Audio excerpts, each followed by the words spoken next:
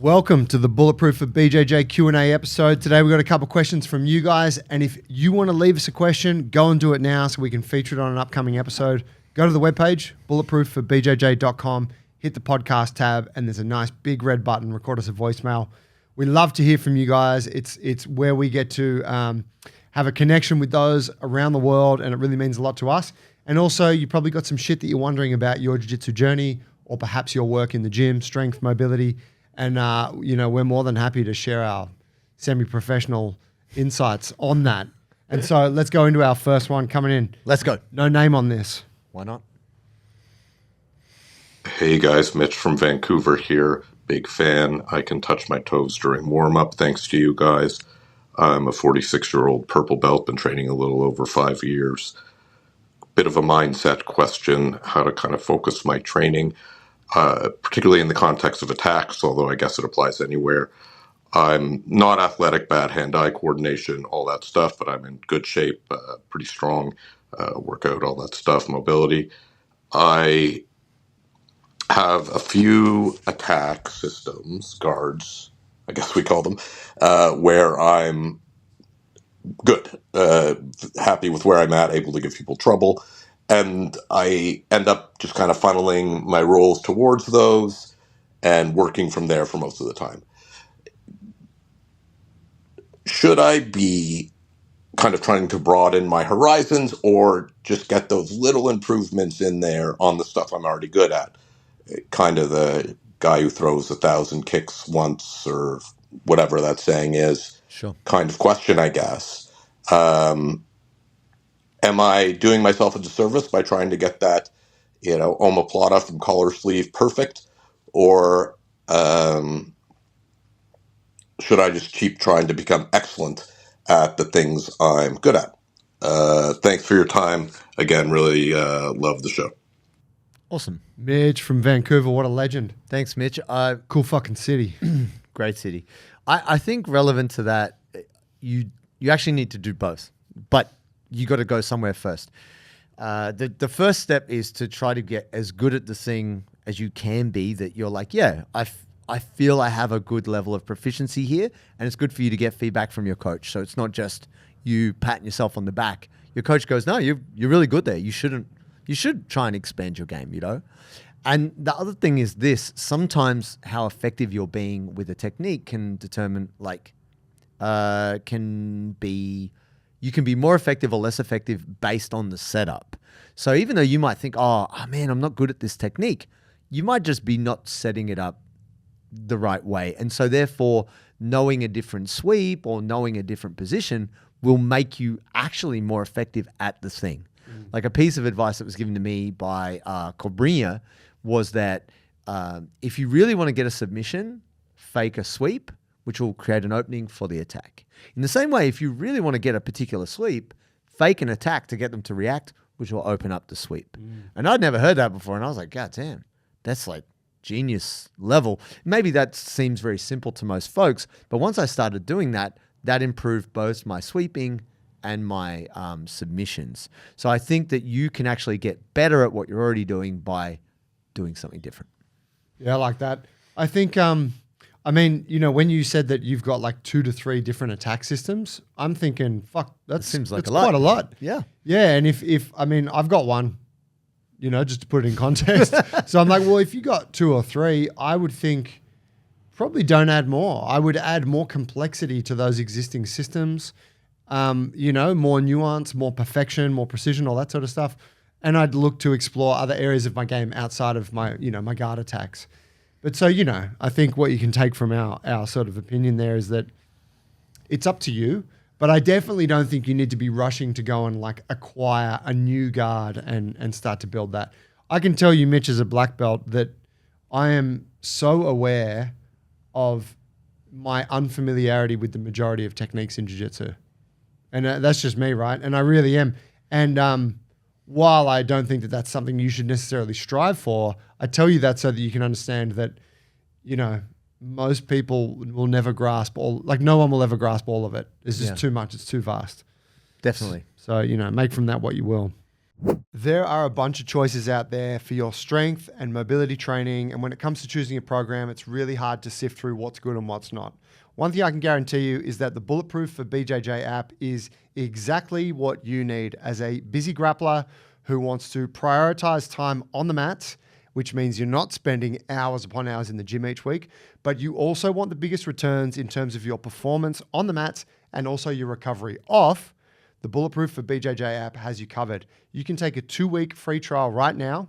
And if you go beyond that and you commit to a subscription and you get a few weeks in, you realize, you know what, I don't love this, we give you a 100% money back guarantee. So nothing to wait for. Jump into the 2-week free trial right now. Go to the App Store, search Bulletproof for BJJ, and we'll see you on the inside. Question number 2, Mike Jones. What's up, Joey and JT? My name is Mike Jones. I'm sending in this question from Richmond, Virginia, where I train at Upstream BJJ. Shout out to all the homies there if you're listening. Sure. I've been thinking about sending a question for a while, but after your episode on training mobility, I had to ask. So just as a quick background, I'm 34. I just recently discovered BJJ about 6 months ago, so I'm pretty fresh, but I want to make sure that I have longevity on the mats, so I want to improve my flexibility and mobility. So my question is, what should I look for in a good program? Number 2, personally with me, my knees are a big issue for me. Like I can't sit very well on my knees as I see most people doing in BJJ. And now as time has gone on, I've noticed like, I feel like I had little joint effusions in my knees, just like limiting my range of motion. So also want to work on my hips and ankles. So my question is, what should I look for? What should I focus on in terms of mobility and flexibility? And lastly, I know you guys have your program out there. So if I were to try your program, how much progress would you expect me to make after just 2 weeks of the trial period to know that I am making effective progress? So that's my question. Thank you guys so much. Again, appreciate what y'all do. Keep it up. Thank you. Thank you. Thank you. Mike, you legend. Legend. That's a good question actually about like how far can I get in 2 weeks? Yeah, look, that's pretty open-ended, right? So speaking to your point, there's many folks in BJJ who really struggle to fully flex their knees, for various reasons, whether they've been doing it a long time or a short time. And there is a few contributing factors, and for many people, they have a lot of tightness around their kneecaps, their quads, their calves, and it can feel like really painful and jammy in the knee. One of the easiest ways for yourself to start to improve your full knee flexion is by helping yourself squat through some assistance, right? And we do have certain easier progressions within mobility within our program that you can work on that. I believe you can get really good improvements in a fairly short time if you are consistent. Here's the caveat. We don't know your current level. You might be on a real bad one, and so it might take you longer than you expect. But if you're pretty close to full flexion, maybe it will take you less time. But this is the caveat. If you're doing lots of jiu-jitsu and you're not doing much mobility, it will take you much longer to progress. But if you are doing, say, 3 jiu-jitsu sessions a week and you're doing mobility with every session and working on it on the in-between days, in 2 weeks, you could get great gains.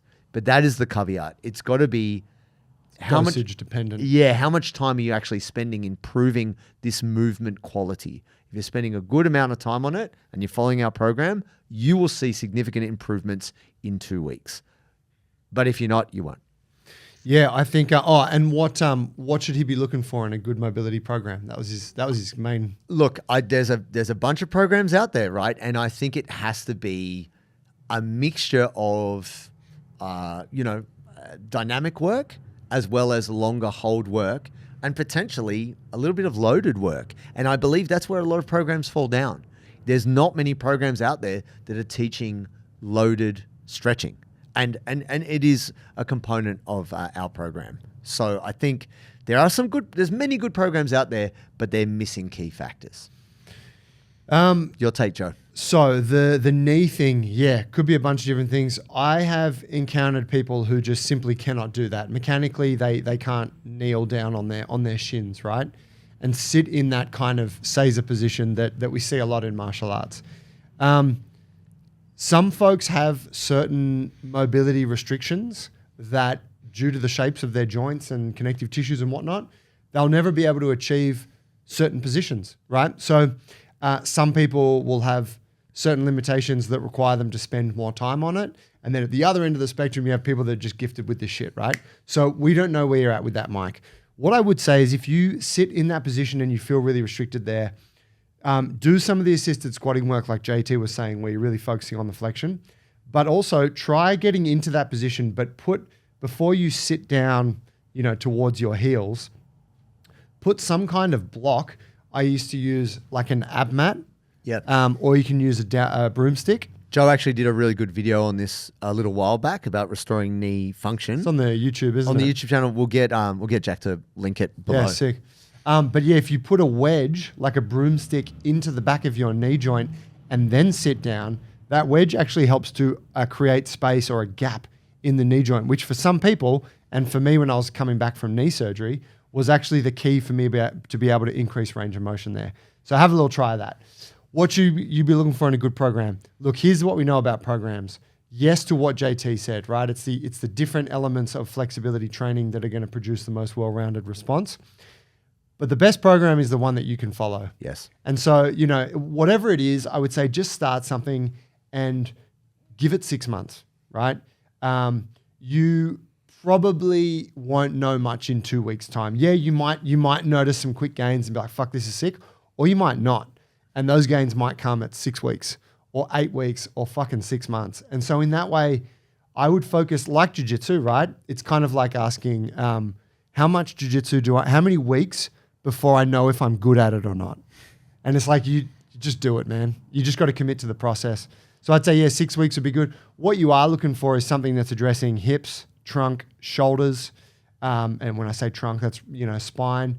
They're the kind of three main components that make up the majority of your movement. And so as long as you're doing something along those lines, I think you're good.